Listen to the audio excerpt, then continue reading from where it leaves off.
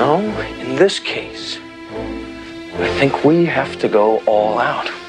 Welcome to Watch Mojo, and today we're counting down our picks for the most eloquent, inspiring, and impactful monologues and addresses in film history. $10,000 for me by myself. For that you get the head, the tail, the whole damn thing. Number 25, Protecting a Dream, The Pursuit of Happiness. Really, you'll excel at a lot of things, just not this. I don't want you out here shooting this ball around all day and night, all right? This heartwarming film is based on the true story of Chris Gardner, a man who dealt with homelessness while trying to build a life for himself and his young son. In this scene, as he and Christopher Jr. play basketball on an apartment rooftop, Chris tells the boy not to waste too much time on the sport, since he probably won't be very good at it. You'll probably be about as good as I was. That's kind of the way it works, you know, and I was below average, you know, so, whoa. When he sees his son's disappointment, he immediately regrets his words. Realizing he should be encouraging his son's dreams, he gives Christopher this short but powerful pep talk. Don't ever let somebody tell you you can't do something. Not even me. It's another poignant moment in a film that is full of them. You want something, go get it. Period. Number 24, Never Say Die, The Goonies. Don't you realize? The next time you see Sky, it'll be over another town. When a ragtag group of kids discovers an old treasure map in an attic, they set off in search of the riches to save their homes from foreclosure. But they didn't count on running into a group of criminals and a bunch of ancient booby traps along the way.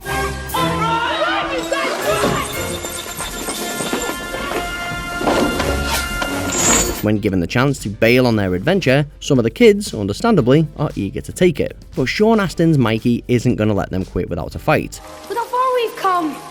We've got a chance. Chance at what, Mikey? Getting killed? His stirring speech convinces them to carry on, because Goonies never say die. Maybe Chunk is dead. Don't say that. Never say that. Goonies never say die. Number 23, Hoist the Colours, Pirates of the Caribbean at World's End. And what will they see? Frightened bilge rats aboard a derelict ship? No, they will see free men! The magical Flying Dutchman and her cursed crew are a formidable foe, and they're working for the bad guys. Elizabeth Swann has just been elected Pirate King, and her own crew is ready to give up before the battle even begins. She rallies them, and the 8 other pirate lords, with this stirring speech. And what the enemy will see is the flash of our cannons! They will hear the ring of our swords, and they will know what we can do! The phrase "hoist the colours" is a callback to a scene at the beginning of the film, where a group of condemned pirates sing the anthem at their own executions. Elizabeth's battle cry is all the men need to forget their fear and face their enemy. Gentlemen, hoist the colours. Hoist the colours. Number 22, Great Moments, Great Opportunity, Miracle. Tonight, we stay with them. And we shut them down because we can. In the 1980 Winter Olympics, the American hockey team did the impossible. The group of college players beat a professional Soviet team that hadn't lost an Olympic game since 1968. The game was dubbed the Miracle on Ice. The 2004 film Miracle is based on that historic victory, following coach Herb Brooks as he works to get his amateur players in shape for an Olympic run. You shove it right back in their face. The team that is finally willing to do this is the team that has a chance to put them down. In this scene before the game, he delivers a classic locker room speech to the nervous group. I'm sick and tired of hearing about what a great hockey team the Soviets have. Screw them! This is your time! It's enough to convince the young men that they really have a shot against the Soviets, and we all know what happens next. You believe in miracles? Yes! Number 21, a revolutionary declaration, V for Vendetta. Fear got the best of you, and in your panic you turned to the now High Chancellor Adam Sutler. Remember the 5th of November. The dialogue in this movie is famously poetic. The hero, V, is a man of many words, and none of them are wasted. From his introduction to the final scene, he enthralls the audience and everyone around him with his eloquence. This visage, no mere veneer of vanity, is a vestige of the vox populi, now vacant, vanished. After hijacking a TV station early in the film, he addresses the British public, urging them to join him on November 5th in 1 year to rebel against the fascist government. His hope was to remind the world that fairness, justice, and freedom are more than words. They are perspectives. The citizens watch in captivated silence as he makes his plea, accompanied by a tense score that builds throughout the scene. If only every political speech could be this engrossing. Then I ask you to stand beside me 1 year from tonight, outside the gates of Parliament. Number 20. You've Been Had, Malcolm X. Before there was any such thing as a Jew or a Christian, we were black people. In fact, before there was any such place as America, we were black. Denzel Washington turned in a career-defining performance in this biopic of the late civil rights leader. The real Malcolm X had a distinctive, almost lyrical way of speaking, and it's easy to see why he was so good at firing up a crowd. The white man is in no moral position to accuse the black man of anything. Washington's delivery is more homage than imitation, but he captures the poetry of Malcolm X's words beautifully. As he details the ways in which black people suffer from systemic oppression at the hands of the white people in power, the crowd gets increasingly riled up. Every election year, these politicians are sent up here to pacify us. They're sent here and set up here by the white man. This is what they do. It's no wonder this movie was considered by many to be one of the best of the 90s. Oh, I say it again, you've been had. You've been took. You've been hoodwinked. Bamboozled. Number 19. I Don't Know What to Do, Steel Magnolias. No. No, it's not supposed to happen this way. This late 80s comedy drama follows a group of Southern women dealing with the stresses and traumas of life. Sally Field's character has just lost her daughter to complications from type 1 diabetes. She turns in a powerhouse performance in this scene at the funeral, where she seems to go through all the stages of grief in just a few minutes. But my daughter can't. She never could. Oh, God, I'm so mad I don't know what to do. Although she initially appears to be keeping it together, she soon breaks down, crying, screaming, and lashing out. Olympia Dukakis' character, Clary, is the one who snaps her out of it, as she offers up Shirley MacLaine as a sacrifice. I just want to hit something. I want to hit it hard. Here. Hit this. It's a heart-rending and accurate portrayal of loss and the beauty of friendship. You are a pig from hell. Number 18. A Father's Advice, Call Me By Your Name. You had a beautiful friendship. Maybe more than a friendship. And I envy you. Elio has just said goodbye to his first love, an older man he'll probably never see again. Instead of being judgmental, his father reacts with sympathy. In this quiet scene, he encourages Elio to recognize how beautiful and important their brief relationship was. There's sorrow, pain. Don't kill it. And with it, the joy you felt. He even implies that he nearly had a similar relationship in his own youth, and that he wished he'd seized the moment. Michael Stuhlbarg plays Mr. Perlman with such kindness and sensitivity. We should all be so lucky to have a dad like him in our lives. But to make yourself feel nothing, so as not to feel anything. What a waste. Number 17. Middle children of history, Fight Club. Our Great Depression is our lives. A lot of people don't realise that Tyler Durden is not an admirable character. You're not supposed to want to be like Tyler, but he does make some pretty powerful points in this monologue. We're the middle children of history, man. No purpose or place. We have no great war. Capitalism and materialism have led to a lot of misery, both in the US and around the world. Many people are forced to work meaningless jobs just to get by, and the feeling of purposelessness is a real problem. We've all been raised on television to believe that one day we'd all be millionaires and movie gods and rock stars, but we won't. We can understand why so many audience members would relate to a character who wants to blow up the whole system. It's only after we've lost everything that we're free to do anything. Number 16. Getting Hit, Rocky Balboa. Now, if you know what you're worth, now go out and get what you're worth. But you gotta be willing to take the hits. While Elio's father gave him sympathy and understanding, Robert's dad doles out some tough love. Robert thinks that living in the shadow of his famous father, Rocky Balboa, is the source of his hardships in life. Although there may be some truth to that, there's no point in wallowing in it, according to his dad, Rocky. But it ain't about how hard you hit. It's about how hard you can get hit and keep moving forward. How much you can take and keep moving forward. Rocky tells Robert exactly what he needs to hear. If he's ever going to achieve his dreams, he has to fight through adversity. The Rocky franchise has also had its ups and downs, but this father-son talk is definitely one of its high points. You're the best thing in my life. But until you start believing in yourself, you ain't gonna have a life. Number 15. I'm sick of it, Little Women. I'm so lonely. So much has changed for women over the last 150 years, and yet some things have hardly changed at all. Jo March doesn't see herself being tied to a man for life, but at the same time, she yearns to be loved. Her frustration and pain at this contradiction comes spilling out in this heartfelt monologue. They've got ambition and they've got talent as well as just beauty, and I'm so sick of people saying that love is just all a woman is fit for. I'm so sick of it. Writer-director Greta Gerwig is brilliant at capturing women's stories on screen. 2023's Barbie features another passionate speech from a woman who is fed up with the impossible demands placed on women in the modern era. It is literally impossible to be a woman. We have a feeling Jo March and Barbie's Gloria would have a lot in common. Say yes. Let's be happy together, Jo. I can't say yes truly, so I'm not going to say it at all. Number 14. Your move, Chief. Good Will Hunting. You're just a kid. You don't have the faintest idea what you're talking about. Why, thank you. It's all right. Will is a genius, but he's also a scared kid who uses his intellect to hold other people and life itself at arm's length. Sean is a therapist who has been through some pretty tough times of his own, and he sees right through Will's facade. I ask you about love, you probably quote me a sonnet.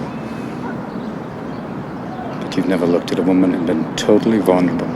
He might be the only person alive who knows how to get through to Will and convince him to drop his defenses, and he proves it in this candid conversation.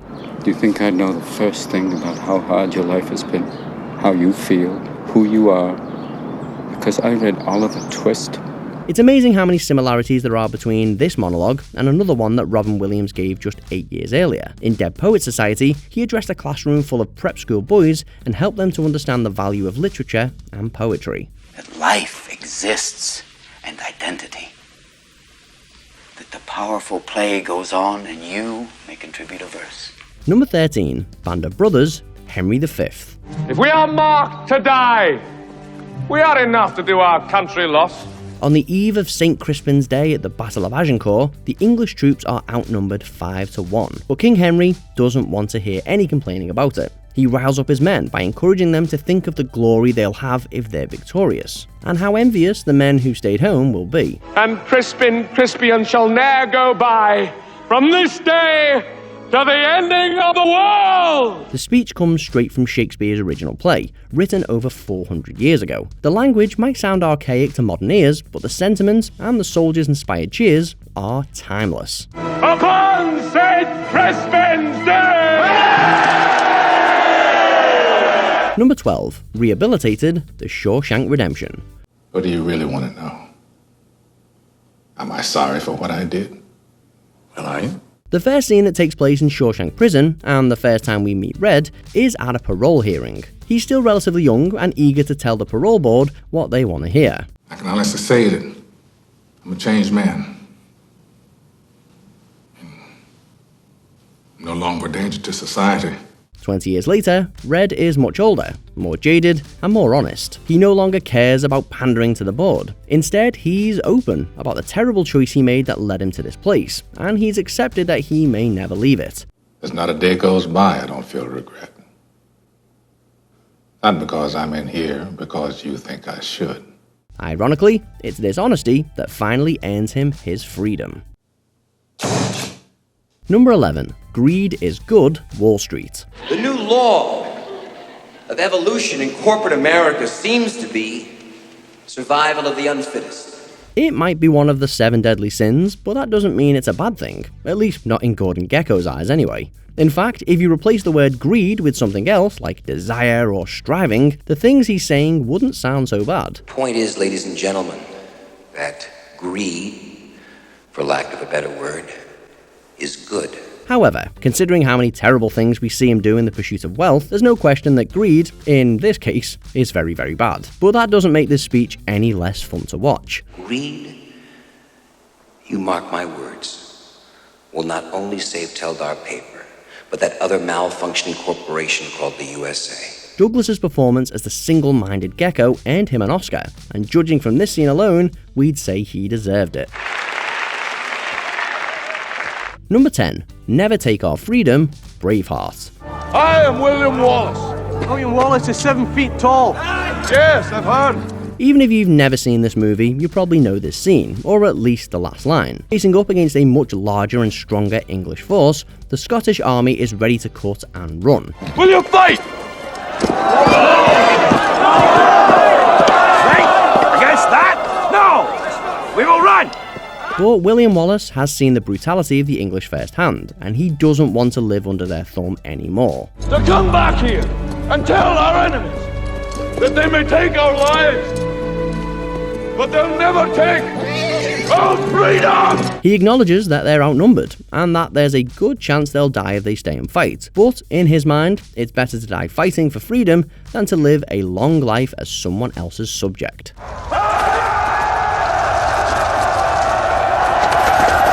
Number 9. What About My Life? Fences. We're not talking about no baseball. You're not listening to me. I'm trying to explain it to you the best way I know how. Viola Davis and Denzel Washington had already starred in the 2010 Broadway revival of August Wilson's play Fences, and they both won Tonys for their performances. That means they'd already had plenty of practice at this scene before they filmed, so it's no surprise that they absolutely nailed it. I took all my feelings, my wants and needs and dreams, and I buried them inside you. After decades of standing loyally by her husband, Rose confronts Troy over his infidelity. Thinking of the dreams and opportunities that have passed her by, all of her pain and anguish comes pouring out. Everything I had to try and erase the doubt that you wasn't the finest man in the world, and wherever you was going, I was going to be there with you because you was my husband. We all know Davis is an incredible actor, and she's at her peak in this powerful monologue. It's no wonder she took home a slew of awards for the film.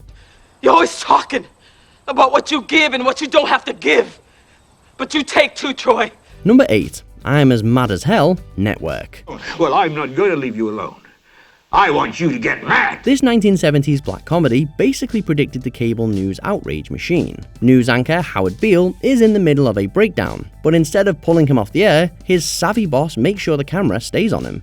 I don't know what to do about the depression and the inflation and the Russians and the crime in the street. All I know is that first, you've got to get mad. At the time, American society was dealing with problems that would feel pretty familiar to us today. Crime, inflation, and increasing isolation.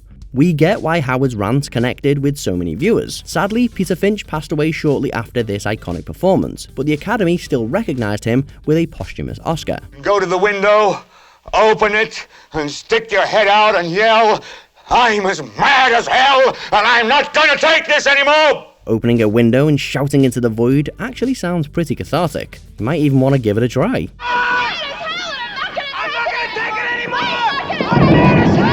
Number 7. Presidential Address, Independence Day. Good morning. Good morning.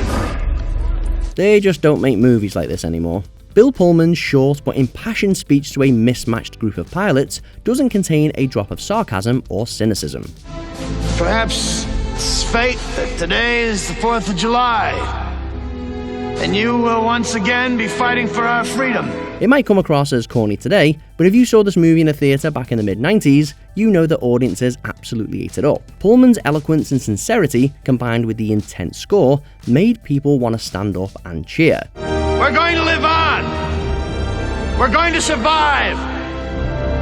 Today, we celebrate our Independence Day. There's a reason this movie made over $800 million at the box office, and that figure's not adjusted for inflation either. Number 6. Inch by Inch, Any Given Sunday. Either we heal as a team, or we're gonna crumble. Every sports movie worth its salt includes a powerful motivational speech from the coach. Denzel Washington gives a great one on the site of the Battle of Gettysburg in Remember the Titans. And of course, Matthew McConaughey's address in We Are Marshall is also a classic. But our pick for one of the best goes to Al Pacino as Tony D'Amato in Any Given Sunday. You know, when you get old in life, things get taken from you. I mean, that's part of life. The speech takes place in a more traditional setting, a locker room, but Coach D'Amato's words are pretty unconventional. one half a step too late or too early, and you don't quite make it. 1/2 second too slow, too fast, you don't quite catch it. He gets real about his life and all the mistakes he's made along the way, and the little things that could have made a difference. His brutal honesty is enough to get his players on their feet and cheering. Either we heal, now, as a team, or we will die as individuals. Number 5. You can't handle the truth. A Few Good Men. Colonel Nathan R. Jessup, Commanding Officer, Marine Ground Forces, Guantanamo Bay, Cuba. When a speech gets quoted as often as this one does, you know it's gotta be good. Colonel Jessup is testifying at the trial of 2 Marines who beat another to death. But JAG lawyer Lieutenant Caffey, played by a young Tom Cruise, suspects that it was Jessup himself who gave the order for the beating. Now, are these really the questions that I was called here to answer? Phone calls and footlockers? Nicholson gives the performance of his career in this role, appealing to the audience's love of freedom to defend his actions and his beliefs. You want answers? I think I'm entitled. You want answers? I want the truth! You can't handle the truth! Whether you agree with him or not, you have to admit it's an incredibly effective speech. Did you order the code red? You're goddamn right I did! Number 4. The USS Indianapolis, Jaws. Pounding and hollering and screaming. Sometimes the shark would go away. Sometimes he wouldn't go away.